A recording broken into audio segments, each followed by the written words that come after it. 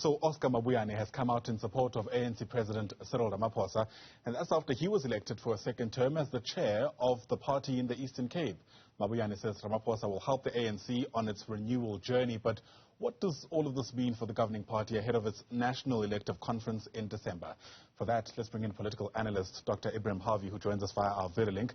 And Doc, it's great to have you on the program. Thanks very much indeed for making time.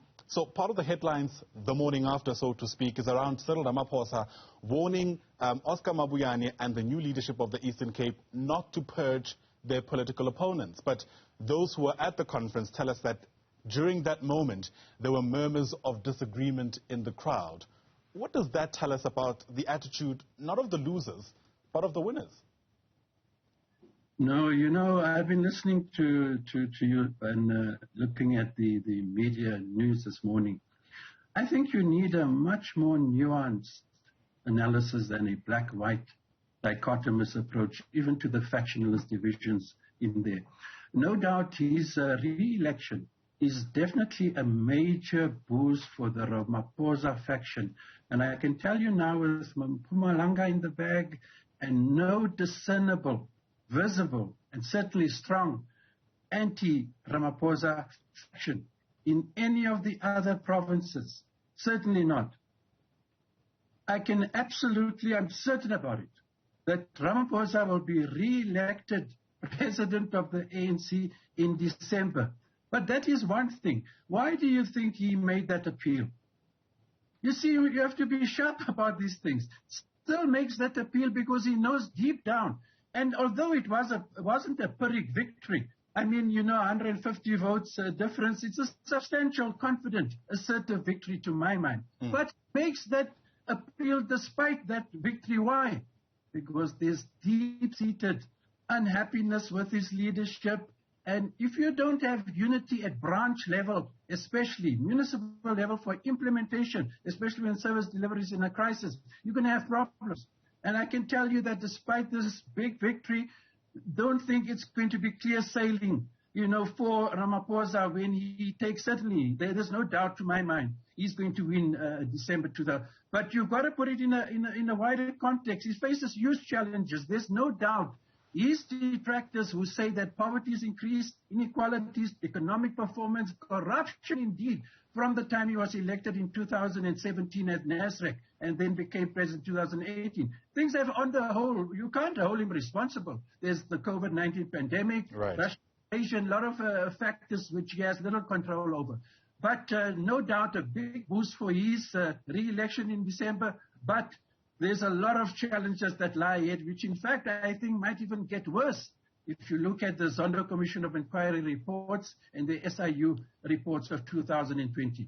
It's not going to be clear sailing. A huge challenging period lies ahead for Ramaphosa, even if he's re-elected in December. To that point, those who voted for Babalo Madikizela, who was Oscar Mabuyane's political contender in this case, that group is also not negligible. I mean, it's 662 votes. Some people who are applying more perspective say that is bigger than some regions in other provinces combined. How does the president make sure that those people don't work against whatever agenda he has come December? But that's exactly why he makes that appeal. Why do you think he makes that appeal? Because he knows that though they've won, you know, it's tenuous in a political sense, because there's a lot of people who are opposed to his leadership, and, you know, the opposing faction clearly was hoping for victory. So there's much at stake here. You don't be too light in how you interpret what Cyril makes that bid, rather appeal to even to the victors, not to be complacent to the victory and not to ride roughshod over the opposition and remove them, because he knows that it's very important for his leadership. In fact, it's a boost for his leadership to make that appeal. But underlying it all, he knows they're in for a rough ride even in the Eastern Cape. We've got the biggest social crisis ever in the history of South Africa, man. So all those challenges, and it's going to get worse. I mean, let's hope that, corruption can be brought under the heel, with his next term. But quite clearly, the whole array of formidable challenges lies ahead for him. And look carefully at his appeal and its implications, because he knows they're going to still have problems. And I've said it before. If you don't have organizational unity as the ruling party within branches, within municipalities, you're going to have serious problems because service delivery is in the biggest crisis ever. So you need to speak with one voice, and I'm telling you there's serious problems in that regard. And no doubt the opposition who's, licking their wounds now would like to see if they could make things as difficult as it is for his victor, who's been re-elected. So the media mustn't think it's going to be a clear sailing for Cyril, to the contrary. Right. What is interesting, of course, is that these conferences are not just about electing new leaders. They're also meant to be moments where the ANC is able to sharpen their stance on key policy issues. In this year's case, it's in the lead-up to the July policy conference. How worried should we be that seemingly so much attention goes into trying to calm the internal fires, as it were, then, ironing out issues around policy, which will inform, effectively, if the ANC continues to be the governing party, the policy that government takes on? No, but why do you think that doesn't happen? I've been pieces around this thing for 2 decades. Let me tell you, as bitter as the factionalist war and divisions is in the ANC, and despite the victory now, yesterday, of the re-election of the chair, there is no discernible policy differences between the factions. You'd point out anything to me. There is no, this is why this radical economic transformation wants to suggest there are serious policy differences. They've never spoken to it, never in any coherent terms. And there is nothing on record, I can tell you now. You can attempt to contradict me. There's no substantial, explicit policy differences, major policy differences between the two factions in the ANC. Absolutely not. So that's probably why it never featured prominently. Well, we'll see what emerges out of the June policy conference, and it's there, at the right place where if there is any underlying policy difference, they should be manifested. But that has been the thing. The subtext is that there's no this is factionless divisions over turf, over tenders, over money, over contracts. There's no serious policy difference, rest assured. And I would love to see any other analyst and commentator seek to contradict me, because there's much more I could add to strengthen that conviction. There's no serious policy differences in the ANC. The point I'm trying to make is, at least from the outside, it seems not much time is spent discussing and sharpening policy versus, discussing who is going to emerge and what that means essentially for the presidential race in December. Yes, but maybe you're not hearing what I'm saying.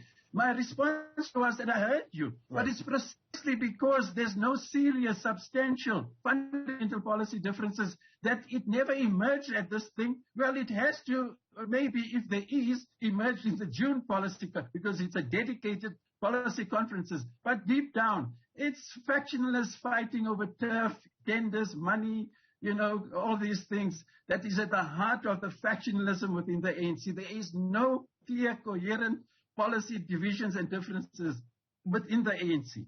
If there is, it's never been manifested beyond any doubt and very clearly. It hasn't been. Oscar Mabuyane, no surprises, says his sights are now on 2024. Many will argue it's because he acknowledges that the ANC is in a tight corner given their track record and the levels of disillusionment in the country. Do you reckon they have enough time to change the tide? Yeah, well, this is the thing. This is the thing. That's why Cyril is partly concerned and he appeals for unity. Because there's not a lot of time between December, and the 2024. And really the 2024, if you look at the track record of the ANC since the local government election in 2016, it's a downward trend. And, I've in fact predicted, honestly, the way things are going and with the SIU and Zondo Commission reports in the past 1-2 months, the ANC is very likely to lose 2024. And don't think that because of the victory of, in the Eastern Cape, it will change the outcome. I think there's too many problems that the ANC is facing, really. It's overwhelmed. That the ANC stands a good chance of being defeated in the 2024 elections. But if Ramaphosa is going to make any big fundamental difference, especially in re-electing, that it's what he does, especially in tackling and rooting out corruption, that he's clearly taking a tougher stand against, is done. And that will be from the December conference until the 2024 elections, yeah. And what happens during that period and the leadership he provides is very, very important, an indicator. And who knows if it is a very strong and compelling and powerful leadership showing a new path forward and really a new dawn. He might just, the ANC might just clinch it, but narrowly, the 2024 election, I believe. What's that cliche? Only time will tell. Dr. Ebrahim Harvey, thanks very much indeed for your take. Appreciate your time on the AM Report. Dr. Harvey is an author and a political analyst.